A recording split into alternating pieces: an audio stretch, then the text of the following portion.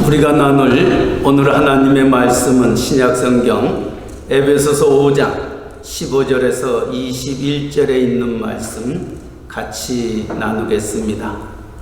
에베소서 5장 15절 말씀입니다.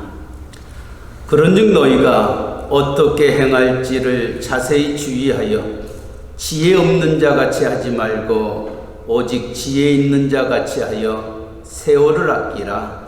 때가 악하니라. 그러므로 어리석은 자가 되지 말고 오직 주의 뜻이 무엇인지 이해하라. 술 취하지 말라. 이는 방탕한 것이니 오직 성령으로 충만함을 받으라. 시와 찬송과 신령한 노래들로 서로 화답하며 너희의 마음으로 주께 노래하며 찬송하며 범사에 우리 주 예수 그리스도의 이름으로 항상 하나님 아버지께 감사하며 그리스도를 경외함으로 피차 복종하라. 아멘. 지난주일은 성령 강림주일이었습니다. 성령으로 말미암지 않고서는 누구든 예수를 주라 부를 수 없다고 말씀을 함께 나누었습니다. 우리 모두는 주님은 그리스도시여 살아계신 하나님의 아들이라고 고백하며 신앙생활을 하고 있습니다. 그렇다면 저와 여러분은 성령 하나님이 우리 가운데 내주하심을 우리는 믿습니다. 그런데 한 걸음 더 나아가 성경은 성령의 내주하심으로 만족하지 말고 성령의 충만함을 받을 것을 우리에게 명령하고 있습니다. 성령의 충만함을 받으라. 오늘 에베소서 5장 본문의 말씀을 기억하면서 오늘 하나님의 말씀을 나누고자 합니다. 미국의 2차 부흥운동을 일으키며 우리가 살고 있는 이 맨하탄 지역에서 하나님의 나라를 세워나갔던 찰스 피니 목사님이 계십니다. 이 목사님이 교회를 향하여 이렇게 말씀하였습니다.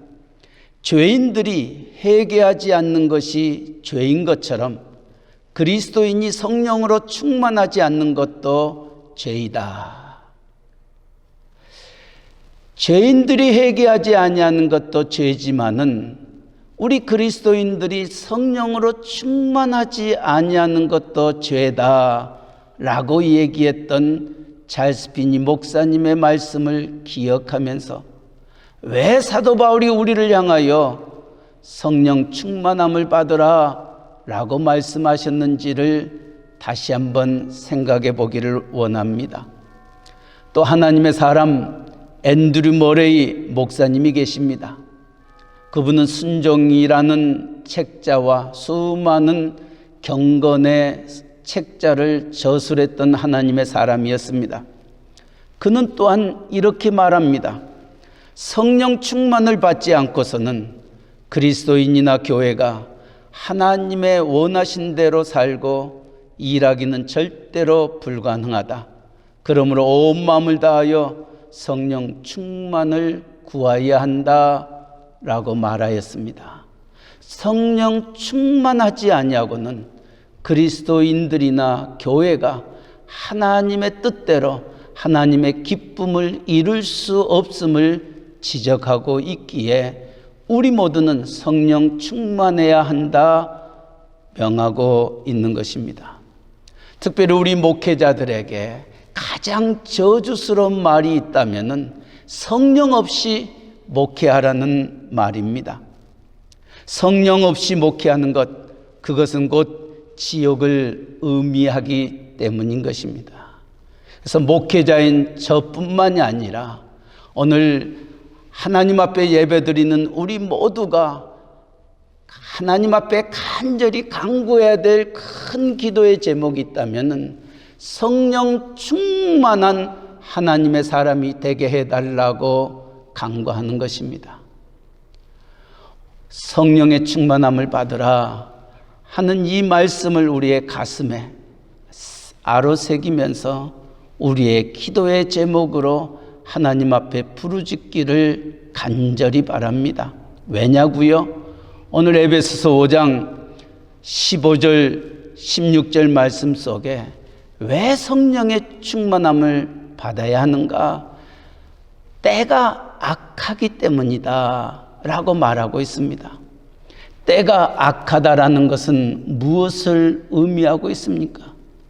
우리가 정상적인 생활을 할 수 없는 때이기 때문인 것입니다.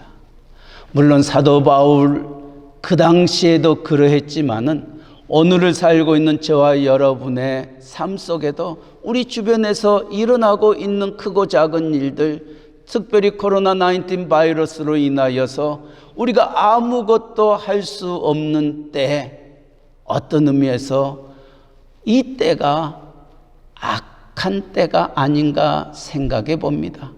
악한 때라는 것은 무슨 전쟁이 일어나거나 또한 악한 영들이 우리를 엄습해 오는 것이 아니라 우리가 이 세상을 살아가면서 정상적인 생활을 하지 못하고 우리의 모든 것들을 막고 있는 이 때가 악한 때인 것입니다.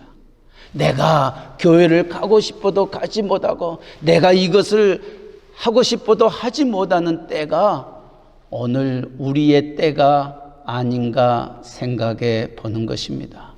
그렇다면은 사도 바울의 때도 그러했던 것처럼 오늘 우리가 이 시대를 살고 있는 우리의 모습, 그것도 때가 악하기 때문에 성령의 충만함을 받아야 함을 이 말씀을 통하여 다시 한번 생각해 봅니다.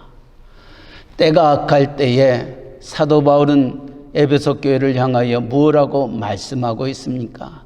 세월을 아끼라는 것입니다. 세월을 아끼라.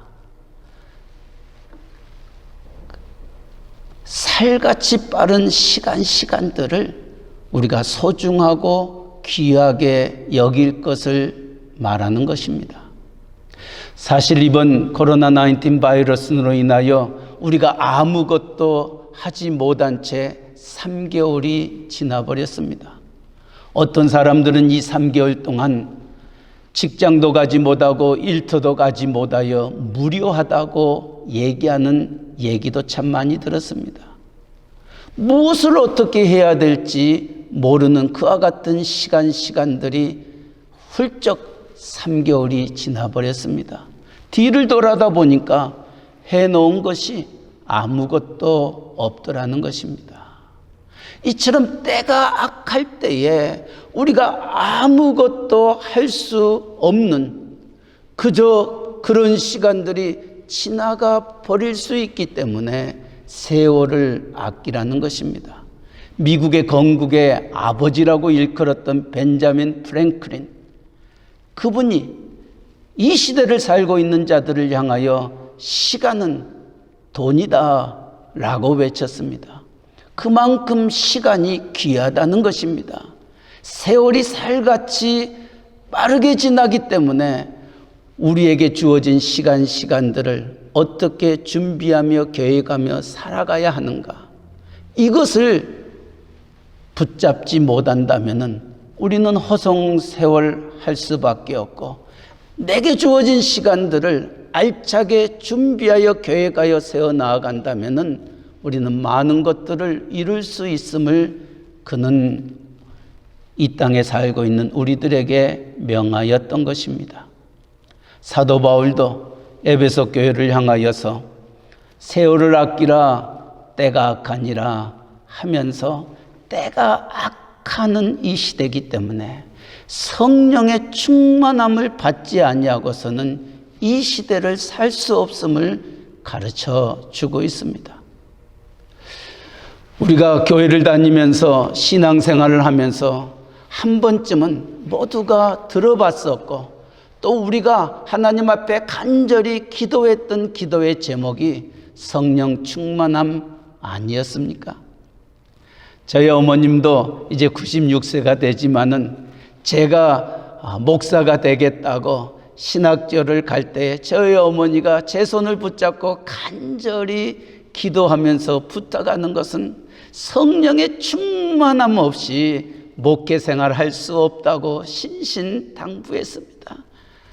지금도 제가 어머니를 향하여 전화할 때마다 어머니께서 저에게 하셨던 말씀, 기도하라. 목회자의 생명은 기도다. 성령 충만합니다. 성령으로 말미암지 아니하냐고는 그 어떠한 것도 이룰 수 없다.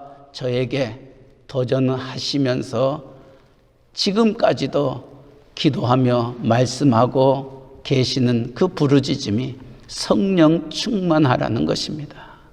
이처럼 목회자인 저뿐만이 아니라 신앙생활하고 있는 우리 모두가 소망이 있다면 내가 성령 충만한 삶을 살았으면 하는 것이 우리의 제목이 아닐까 생각해 봅니다. 그렇다면 성령 충만함은 무엇을 의미하고 있습니까? 많은 사람들이, 특별히 한국 기독교가 성령 충만함을 얘기할 때는 산에서 소나무 한 뿌리를 붙잡고 그 소나무 그 뿌리를 뿌리 뽑는 채 하나님 앞에 부르짖는 것을 성령 충만함이라 이렇게 얘기하는 이들도 있습니다. 또한 방언을 하며 또 여러 가지 은사를 가지고 병 고치며 이 모든 하나님의 은사를 누리는 것을 성령 충만함이라 얘기하는 이들도 있습니다. 또 어떤 이들은 새벽부터 밤늦게까지 하나님의 전에 와서 두 손 들고 하나님을 찬송하며 부르짖는 것을 성령 충만함이라 이렇게 말하는 이들도 있습니다. 그러나 성경은 성령 충만함에 대하여 무엇라고 우리에게 말씀하고 있습니까? 오늘 18절 말씀 다시 한번 보시기 바랍니다. 술 취하지 말라. 이는 방탕한 것이니 오직 성령으로 충만함을 받으라. 성령의 충만함을 받으라 말씀하시면서 그와 대조적으로 술 취하지 말라 말씀하고 있습니다. 그렇다면 술 취하는 것과 성령의 충만함은 무엇이기에 성령의 충만함을 받으라 말씀하시면서 술 취하지 말라고 얘기하고 있는 것입니까?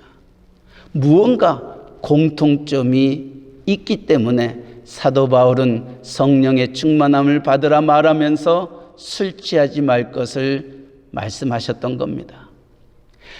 이 둘의 공통점은 무엇이라고 생각하십니까? 많은 사람들이, 특별히 술 먹는 사람들이 이렇게 얘기합니다. 처음에는 술자리에 앉아 술을 먹기 시작합니다. 사람이 술을 먹습니다. 그러나 점점 술 기운이 올라가게 되면은 술이 술을 먹는다고 합니다. 그러나 만취 상태가 되면은 술이 사람을 먹는다.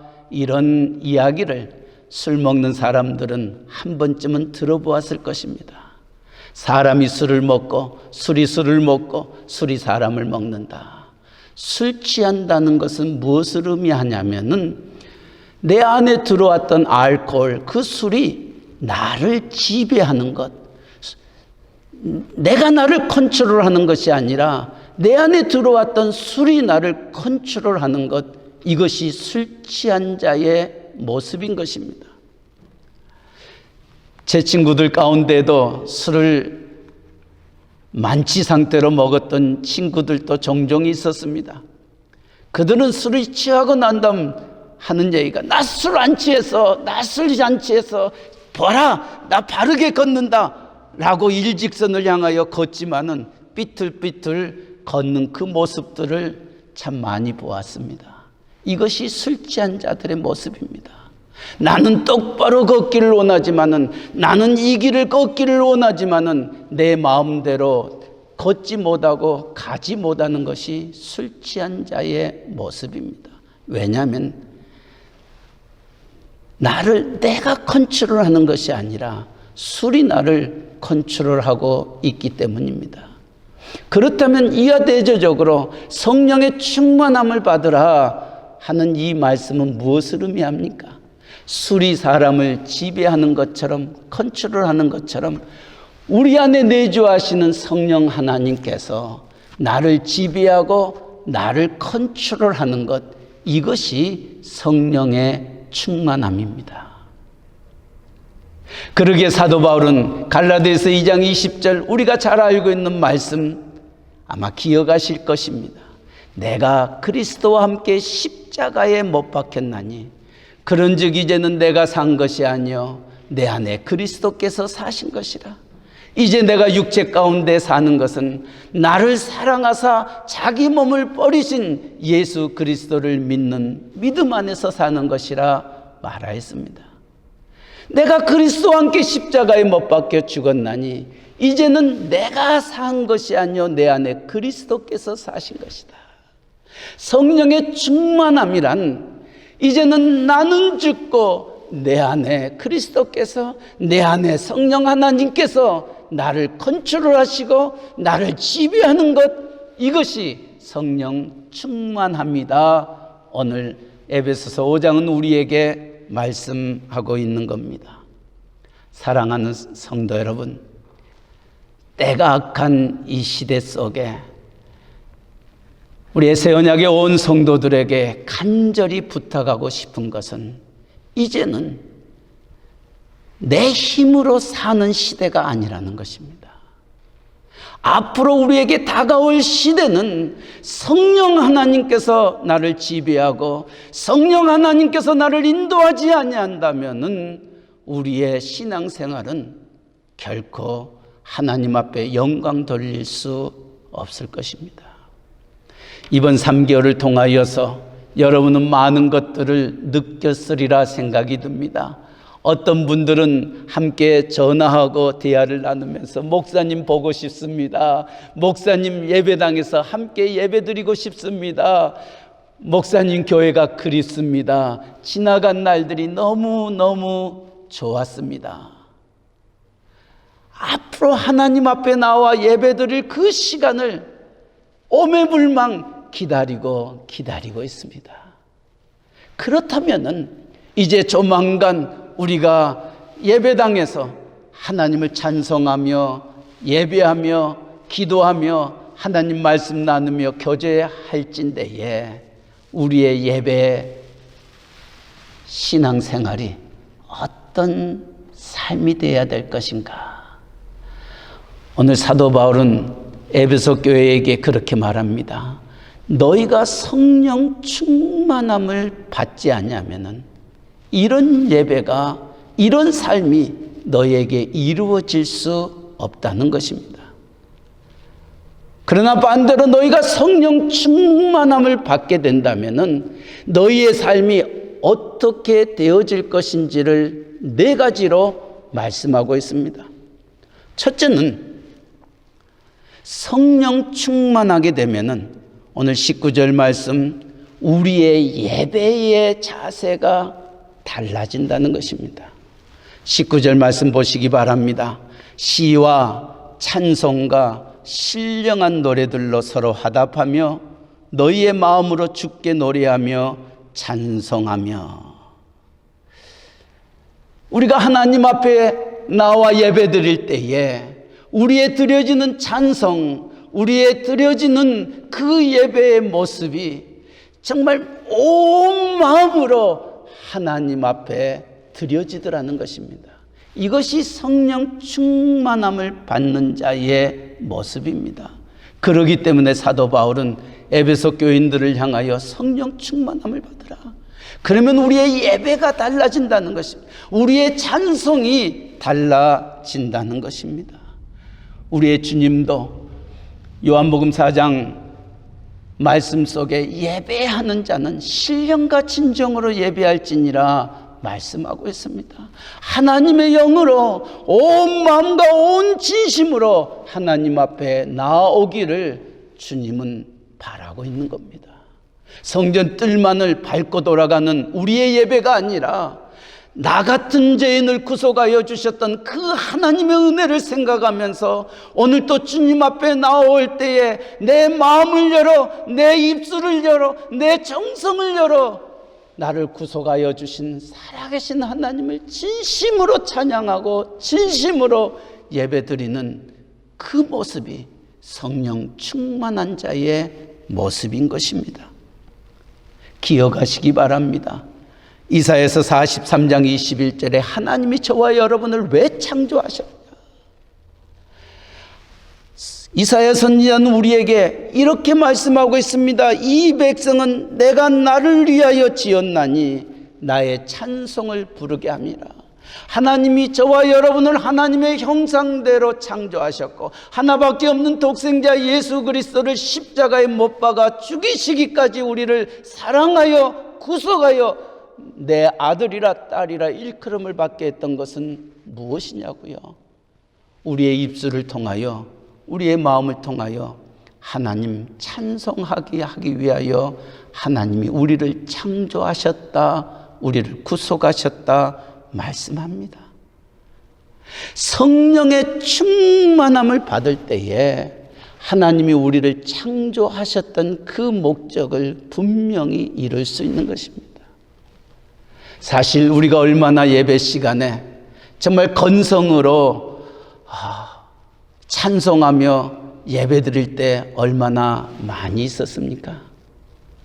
정말 입을 벌리지도 않채 정말 뇌까리면서 찬송할 때도 한두 번이 아니었습니다. 또 찬송을 부르다가 다른 집사님, 다른 권사님이, 장로님이 들어오시게 되면은 찬송 부르면서 또 인사도 합니다. 이것이 예배 드리는 자의 모습이 아닌 것입니다. 찬송은 하나님께 올려질 것인데 우리는 찬송을 부르면서 인사합니다. 오셨습니까? 잘 지내셨습니까? 그러면서도 우리는 찬송을 합니다. 이것은 하나님이 기뻐 받으시는 찬송이 아니라는 말씀입니다. 오늘 성령의 충만함을 받게 되면은 온 마음을 다하여 시와 찬송과 신령한 노래들로 서로 화답하며 너의 마음으로 주께 노래하며 찬송한다. 이제 코로나19 바이러스가 끝나고 우리가 예배당 안에 들어와 함께 찬양할 때 이 성령의 충만함 속에서 정말 우리를 구속하여 주시고 우리를 다시 하나님의 전전에 불러주셨던 그 살아계신 하나님을 이 기쁨, 이 마음을 가지고 찬양할 수 있기를 주님의 이름으로 간절히 축원합니다. 이사야 선지자도 이렇게 하나님을 찬양할 때에 문지방의 터가 요동하며 집에 하나님의 임재를 상징하는 연기가 충만하였다 말합니다.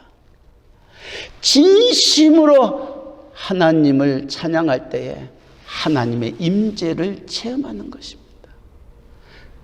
그러게 자면서도 나를 간절히 찾는 자가 나를 만날 것이다 말하고 있습니다. 한 걸음 더 나아가 사도행전 16장 26절에 보면 사도 바울이 빌립보 감옥에 갇혀 있었습니다. 바울과 실라가 감옥에 갇혀 있을 때에 그들은 원망하거나 불평하지 아니하고 밤중에 하나님을 찬양했습니다. 하나님 앞에 기도했습니다. 하나님 앞에 찬양할 때 옥문이 열리고 그들의 발에 착고가 풀어졌다고 기록하고 있습니다. 우리가 하나님을 찬양할 때에 하나님을 간절히 사모하며 주님을 부를 때에 하나님의 놀라운 기적이 일어나더라. 그러게 어떤 이들은 찬송은 곡조 있는 기도여 우리의 신앙의 고백이다 라고 말하고 있습니다. 그런데 이 곡조 있는 이 기도를, 우리의 신앙의 고백을 정말 건성으로 하나님을 찬양하시겠습니까? 더 이상은 아닙니다. 이제껏 코로나19 바이러스로 인하여 우리가 석 달 동안 많은 힘듦과 어려움이 있었습니다. 앞으로 어떤 일들이 우리에게 닥쳐올지 아무도 알지 못하지만은 이제 우리의 예배는, 우리의 찬양은 그저 지나간 날과 같은 예배가 되어서는 아니 됩니다.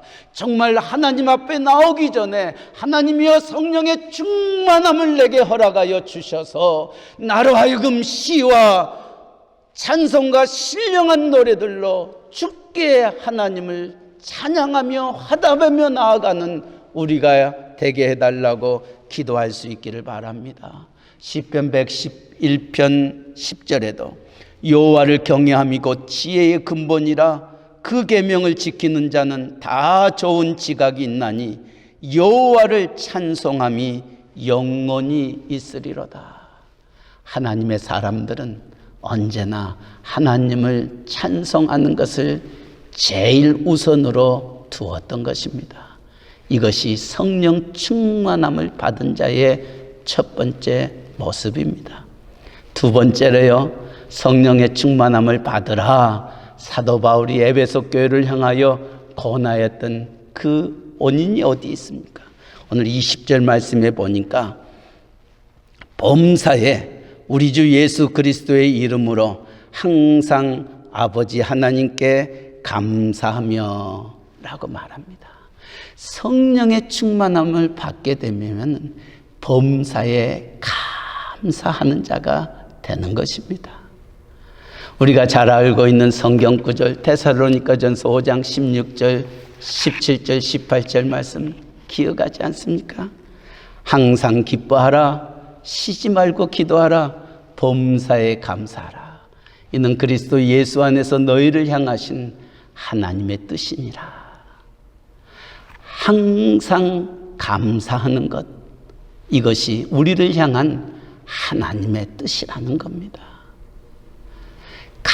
감사하지 않냐고 원망하고 불평하는 자들의 삶이 어떠한 삶인지는 우리는 출애굽을 통해서 살펴볼 수 있습니다.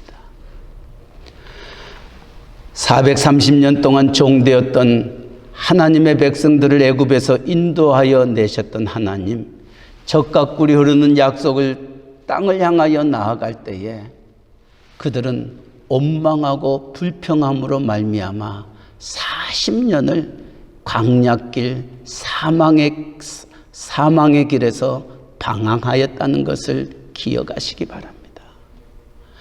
원망과 불평, 이것은 성령이 충만하지 못할 때 나타나는 인간의 모습인 것입니다. 그러기에 어떤 환경과 형편 속에서도 항상 감사하라. 이는 그리스도 안에서 너희를 향하신 하나님의 뜻이라 말씀하시면서 이 감사를 할 수 있는 것이 성령의 충만한 자가 되어질 때 이 감사가 있다는 겁니다. 감사의 대명사라고 일컬었던 욥을 생각해 볼 수 있습니다. 욥을 동방의 은이라고 일컬고 있지만은 그러나 하루아침에 알거지가 됩니다. 아들 7명, 딸 3명이 한순간에 됩니다. 자기의 모든 재산이 한순간에 다 빼앗기게 되고 물거품이 됩니다. 이때에 욥이 하나님 앞에 드린 감사의 기도가 있습니다. 욥기 1장 21절 22절에 보면 가로되 내가 모태에서 적신이 나왔사온즉 또한 적신이 그리로 돌아가올지라 주신 자도 여호와시요 취하신 자도 여호와시오니 여호와의 이름이 찬송을 받으실지니이다 하고 이 모든 일에 욥이 범죄하지 아니하고 하나님을 향하여 어리석게 원망하지 아니하니라. 모든 것 잃었지만 주신 자도 여호와시요 취하신 자도 여호와시니 내가 여호와를 찬송하리라. 원망치 아니하고 감사했던 욥을 갑절의 축복으로 그에게 함께 하셨다는 것을 기억하시기 바랍니다. 그러기에 사도 바울은 에베소 교인들을 향하여 성령의 충만함을 받고 항상 감사하는 자가 될 것을 말하였습니다. 욥뿐만이 아닙니다. 하박국 선지자도 하박국서 3장 17절 18절에 이렇게 하나님을 감사합니다. 비록 무화과 나무가 무성치 못하며 포도나무에 열매가 없으며 감람나무에 서출이 없으며 밭에 식물이 없으며 우리의 양이 없으며 외양간에 소가 없을지라도 나는 여호와를 인하여 즐거워하며 나의 구원의 하나님을 인하여 기뻐하리로다. 사랑하는 성도 여러분, 무화과 나무가 무성치 못하고 포도나무에 열매가 없고 감람나무에 서출이 없고 밭에 식물이 없고 우리의 양이었고 외양간에 소가 없을 때 우리는 어찌하겠습니까? 마치 오늘을 살고 있는 우리를 향한 하나님의 메시지 아니겠습니까? 코로나19 바이러스로 인하여 직장도 제대로 가지 못합니다. 일터도 가지 못합니다. 사업체가 제대로 운영되어지지 못합니다. 모든 것들이 중단되었습니다. 모든 것들이 멈춰버렸습니다. 우리의 우양간에 양이 없습니다. 우리의 소출이 없습니다. 모든 것들이 전과 같지 아니합니다. 이럴 때에 어떤 모습으로 하나님 앞에 서시겠습니까? 내 모든 것들을 빼앗아 갔던 하나님, 나의 모든 것들을 하지 못하도록 막아버렸던 그 하나님을 원망하며 불평하시겠습니까? 아니면 하박국 선지자처럼 없을지라도 나는 여호와를 인하여 즐거하며 나의 구원의 하나님을 인하여 기뻐하리로다 고백하며 감사하며 하나님을 찬양하시겠습니까? 마음은 온유로 내 육신이 약한 우리들, 정말 성령 하나님이 내 삶을 지배하지 아니하면은 우리는 감사하고 싶어도 감사치 못합니다. 찬양하고 싶어도 찬양치 못하기에 사도 바울은 저와 여러분을 향하여 성령의 충만함을 받으라 말씀하신 겁니다. 세 번째로는 성령의 충만함을 왜 받아야 합니까? 21절 그리스도를 경외함으로 피차 복종하라. 그리스도 믿는 저와 여러분에게 있어서 참 중요한 캐릭터가 있다면 그것은 복종하는 삶입니다. 순종하는 삶입니다. 그러기에 사무엘 선지자도 순종이 제사보다 낫다라고 말씀하셨던 겁니다. 사실 우리의 자존심을 건드리면은, 또 우리의 자식들을 건드리면은 우리의 부모님들은 물불을 가리지 아니하고 멱살을 잡을 수밖에 없는 것이 우리들의 모습입니다. 복종한다는 것, 순종한다는 것 결코 쉽지 아니합니다. 그러나 그 순종의 삶, 복종의 삶을 우리에게 보여주셨던 이가 있습니다. 그분은 예수 그리스도이십니다. 빌립보서 2장 5절 이하에 있는 말씀 속에 너희 안에 이 마음을 품으라 곧 그리스도 예수의 마음이니 그는 근본 하나님의 본체시나 하나님과 동등됨을 취할 것으로 여기지 아니하시고 오히려 자기를 비어 종의 형체를 가지사 사람들과 같이 되셨고 사람의 모양으로 나타나사 자기를 낮추시고 죽기까지 복종하셨으니 곧 십자가에 죽으심이라. 우리를 살리기 위하여 하늘의 영광을 버리시고 인간의 몸으로 이 세상에 와 우리를 위하여 십자가를 치시고 하나님이 주님에게 맡겨진 그 사명 순종하고 복종하여 하나님의 의를 이루는 그 귀한 모습, 이것이 주님이 우리에게 보여주셨던 이 땅에서의 삶이었습니다. 오늘 성령의 충만함을 우리가 받게 되면은 우리도 나는 죽고 내 안에 그리스도께서 살게 되고 그리스도께서 내 안에 살게 되면은 우리는 하나님의 뜻에 내 자존심을 내세운 것보다는 하나님의 의를 이루기 위하여 나는 죽고 순종하고 복종의 길을 걸어갈 수 있는 것입니다. 최근에 유명한 목사님이 계십니다.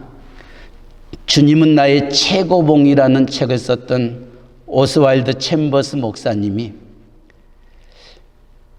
예수 그리스도께서는 우리의 지도자를 어떻게 쓰시기를 원하시느냐 라는 질문 앞에 다른 사람의 신발 털기로 지도자를 하나님이 세우셨다는 겁니다.